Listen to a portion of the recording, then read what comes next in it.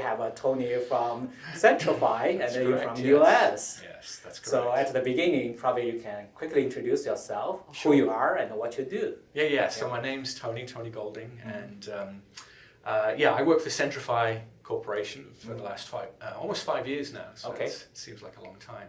But yeah, I'm from the UK. I'm actually originally, excuse me, I'm originally from Wales. Oh, okay.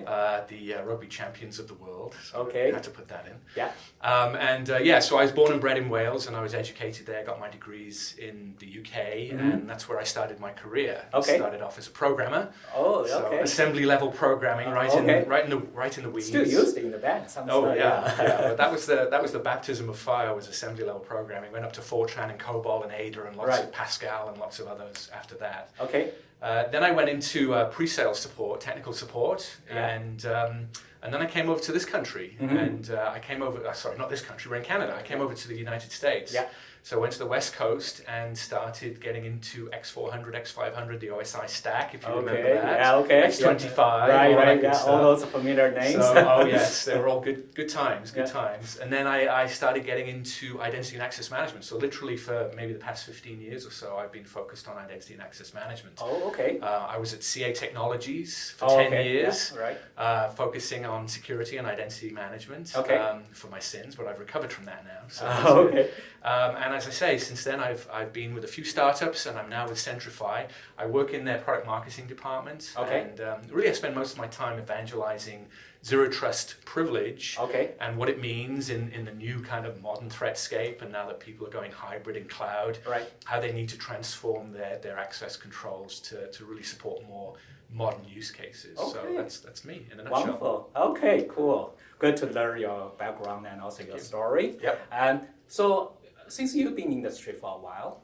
so is there any most memorable moments you can share with us? There's a few of them. Yeah. Okay. I'm sure there are. One of them comes to mind. I was working for a company in Santa Monica, and I was actually running pre-sales for the West region there. Right. And our chief product officer actually came along to my boss and said, look, we've got an idea for a product, but we don't have a product manager to run with it. So can we grab Tony for 6 months only? That's what they always say. Right. And see if he can kind of run with this. So he agreed to that. So literally over the next 12 months, without any product management experience at all. I wrote the PRD and the MRD. I worked with engineering. Right. We got a prototype built. We got a beta done. I did a beta program. Okay. And I took the product out, and it became, a product for them. So that was a kind of a baptism of fire for me. But the fun thing was that the very first sale of that solution by a salesperson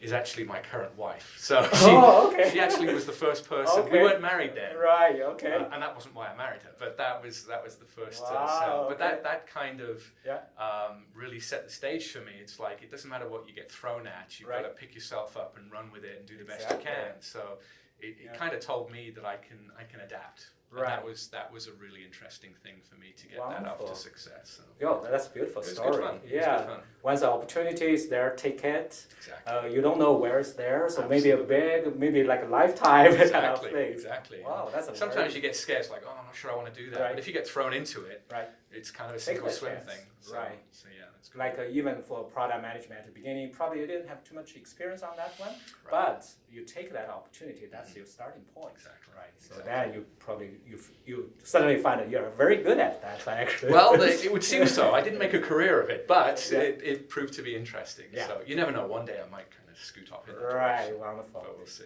Okay. And today we will talk about zero trust. I know you're evangelist for that one. So what's the biggest thing you think about zero trust? Why? Yeah, well, zero trust is it's kind of new, but it isn't. I mean, it's got its roots in a number of different areas. I mean, Forrester were the champions of this. 10 years ago, but now it's starting to take more shape. Right. And we're finding that in our customer base, and so there's going to be a lot of interesting points that people will pick up from this conference and walk away with. But I'll just kind of summarize maybe 2 or 3 that I feel are important as they walk away. Right. And I think the first one is that zero trust is not a product. Zero trust is a security framework. Okay. So it's kind of a guideline. It's a set of maybe sort of guidance, best practices. And so that's the first point. The second point is zero trust privilege, which is where we focus.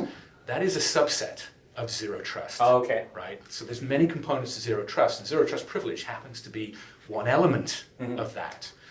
The third thing is that zero trust privilege is real.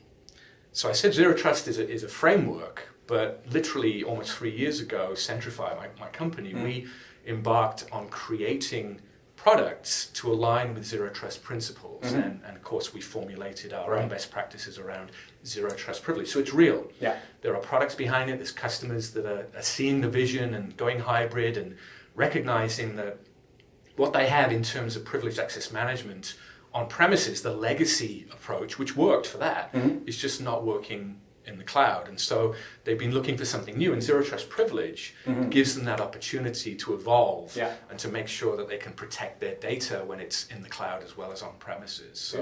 So it's real, it's there today, and don't be scared of it.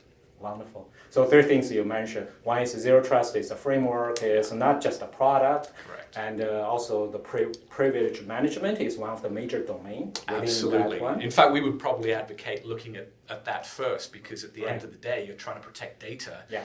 And if you can really lock down those identities, those privileged identities, then that can be used to help secure access to the data. So that might even be a first step. Right. Wonderful. So, yeah. All right. And so come to the end of this talk. As you know, we're from the cyber tech and the risk. So we have members care about security, care about risk. Yeah. In essence, we care about how technology can working together with risk. Yes. Make sure those tools. So do you have anything you want to share with well, it is all about risk, isn't it? Right. I mean, when I talk to people, I talk a lot about the attack surface or the risk surface, and a broad brushstroke level, it's about reducing that as far as possible, or certainly so that you're comfortable with your risk posture, because everybody needs to measure their risk in some way. Right. So whatever they can tolerate, right? But it's all about reducing that attack surface and that risk surface. Okay. And so where we come from in terms of privileged access management, really locking down those privileged accounts, the accounts that are used to get access to servers and network devices, the Uber accounts, the local administrator, the root, the Oracle, the Cisco, whatever. That's what the attackers are trying to get a hold of. So by putting controls around those, you're reducing your attack surface. It sounds simplistic, obviously. There's a lot of moving parts. Although basic, but also very important, fundamental things. Absolutely. Okay. Yeah. Wonderful. Thank you very much, Tony. You're very welcome. Nice to be here. Yeah, Thanks very much. Yeah.